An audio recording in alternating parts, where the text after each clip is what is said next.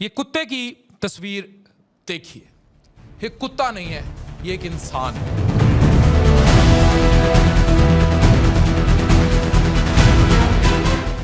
Internet पे एक दावा था जिस पर बहुत सारे लोग हैरान थे कि एक शख्स ने सर्जरीज कराकर कुत्ते का रूप धार लिया।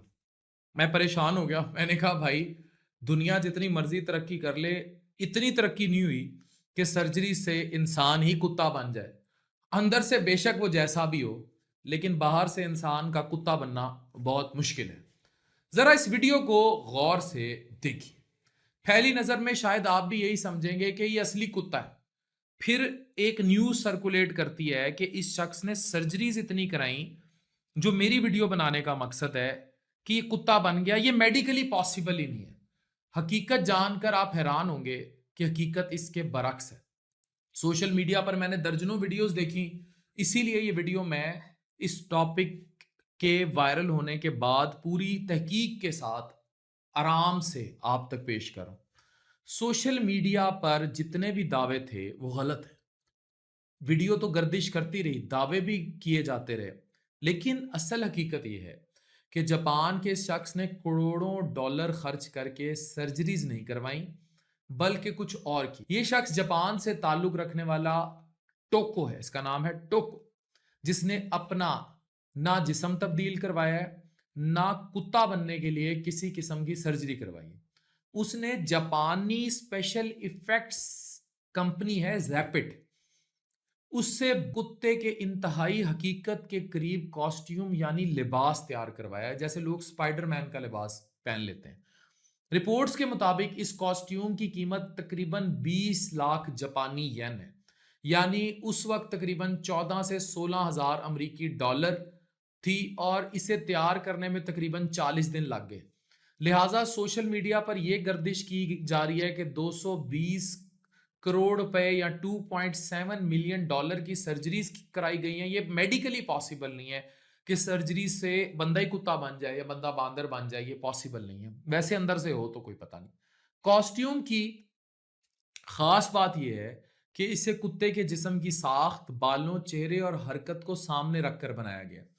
टोको जब इसे पहनकर चार पांव पर चलता, बैठता और दूसरी हरकत करता तो पहली नजर में पहचानने वाला मुश्किल में पड़ जाता कि इसके अंदर इंसान भी मौजूद है या नहीं।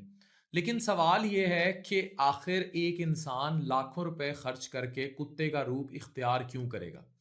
टोको के मुताबिक जानवर जैसा बनना उसकी बचपन की ख्वाहिश थी। अब आपको बताऊं कि एक नफसियाती मर्ज भी है, जिसमें लोग जो है वो कुत्ते की तरह या जानवर की तरह दिखना चाहते हैं। इस जहनी बीमारी या साइकेट्रिक फिनोमिना को क्लिनिकल लाइकैंथ्रोपी या मोर ब्रॉडली क्लिनिकल थ्रियांथ्रोपी कहते हैं। ठीक है, तो अब ये होने लगा है।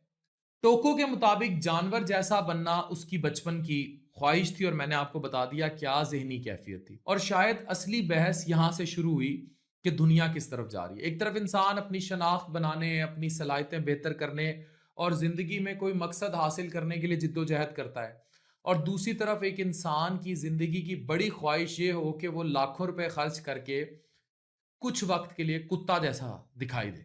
हर इंसान को अपनी जिंदगी गुजारने का हक है, लेकिन इंसान किस नहज पर मादियत में पहुंच चुका है। टेक्नोलॉजी, प्रोस्थेटिक्स, स्पेशल इफेक्ट्स और हाइपर रियलिस्टिक चीजें ये कॉस्ट्यूम डिजाइन कर रही हैं और दुनिया को कंफ्यूज कर रही हैं। सोशल मीडिया पर एक कॉस्ट्यूम की हकीकत चंद पोस्ट के बाद इंसान ने सर्जरी करवाकर खुद को कुत्ता बना लिया और फिर करोड़ों डॉलर खर्च कर दिए, और ये सर्कुलेशन और फिर ये फेक न्यूज का फैल जाना। लेकिन हकीकत कुछ और होना, और हकीकत में उसका नफसियातीपन भी शामिल होना, ये आप तक पहुंचाना जरूरी था।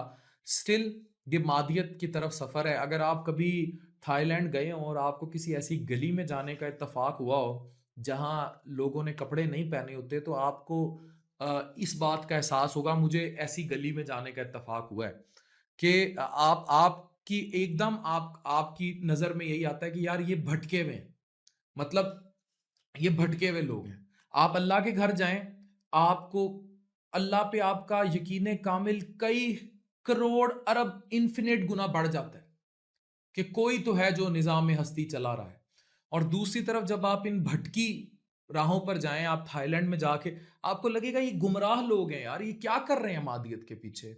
बस ये इतना ही तजाद है, और मैंने आपको कुछ क्या पढ़ाऊं, मतलब आप खुद भी अगर ये एनालाइज कर लेंगे तो काफ़ी होगा। तो बच्चों को मादियत से दूर रखें, दीन और सुकून के करीब करें, तो शायद ये इस तरह की चीज़ें भी, खैर, हदायत से भटके हुए लोगों के लिए क्या ही कहने।